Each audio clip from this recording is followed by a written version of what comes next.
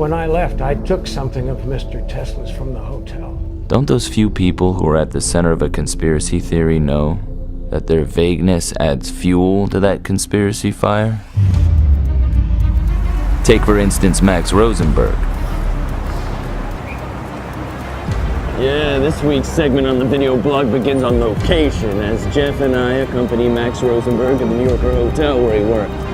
Now, Max has brought us here to return an item that he stole from the place 60 years ago. As to the identity of the item, yeah, Max only tells us that it once belonged to the reclusive scientist Nikola Tesla. Nikola Tesla lived and worked in this hotel until his death of old age in 1943. Right before he died, he claimed he had invented a device that could produce virtually unlimited energy, but it was never publicly demonstrated. After Tesla's body was discovered, the suite was searched, but no device was found. Now, this all happened around the very same time that a young Max Rosenberg left his job as the porter on Tesla's floor. Since then, the memory of Tesla and the story of the device has been kept largely alive by conspiracy theorists. You change the world, and that's what you get. A little plaque. Never mind that Tesla's claims of what this world-changing device would do were never completely consistent, or that he refused to give a public demonstration of his supposed invention. Why is it such a big secret about this something, and why is it so important to bring it back to the hotel? Meanwhile, I could see that Jeff was becoming more and more convinced that Max had the actual device. 3327. Tesla's suite.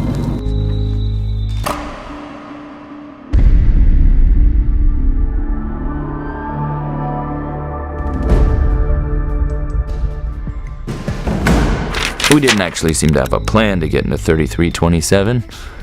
Fortunately, all conspiracy theorists are very cloak and dagger by nature. Yeah, hi. Could you send some towels up to 3327? Took the maid only a few minutes to arrive and to allow Jeff to catch the door and sneak on in. If any members of law enforcement actually do monitor this blog, let me assure you that we were only innocently trespassing. We didn't remove anything from the room. But stay with me.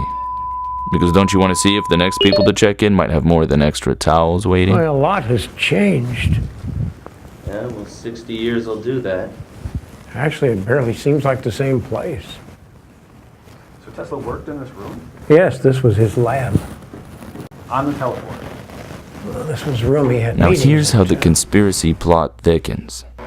Tesla, anxious to get himself out of the debt from his battles with Thomas Edison, had supposedly tried to sell his Teleforce device to anyone who would buy it, including potentially hostile governments demanding an exorbitant sum. According to Jeff, even the Nazis had interest in the device, perhaps hoping for the more nefarious uses Tesla claimed could be made of his invention. Well, I remember some things, but I was just a porter. That's what I've been telling Jeff all along. Just a porter. But then, with all these world leaders supposedly interested in this device and the conspiracy theories of how it was swept off under the cover of night, how did our sweet, hardly innocent little old porter wind up with this item of Tesla's? For a long time, Mr. Tesla didn't know my name, and then one day, it surprised me. After I brought him his lunch, he walked right up to me, and he read the stitching on my uniform, and he said, Max, why don't you help yourself to one of those coins on the dresser? That's when I knew I'd earned his trust. Like he trusted me with this. He trusted very few people. Oh, Mr. Tesla didn't have anybody. It's sad that the man who discovered alternating current, harnessed the power of Niagara Falls, invented radio and remote control, had been relegated to a shadow of his former fame, waiting in his suite for daily visits from the hotel porter. He was already very old. So, this just gets left here? Well, the view was very different back then. People continue to come to this city. They have big plans. And something happens along the way. Their energy gets lost. That's what happened to Mr. Tesla, but I know he had big plans for the future.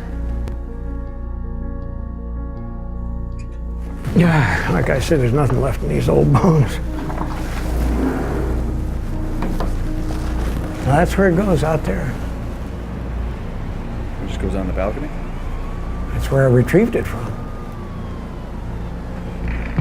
Look at Jeff. He probably thinks that Max has brought us here to place the item in a direct line to be able to fire in the Empire State Building. Me, personally, I find it kind of sad when you get to a stage in life where you're just looking for attention. Mr. Tesla made this just before he died. And I was the one that put it out there. Does it still work? Yes. It'll go right back to good use as soon as you complete your end of the bargain. Would you like to see what it looks like? But like I said at the start of the blog, those at the center of a conspiracy theory create more of a mystery by simply being more mysterious. So on that note, the world has waited 60 years to find out about this Teleforce.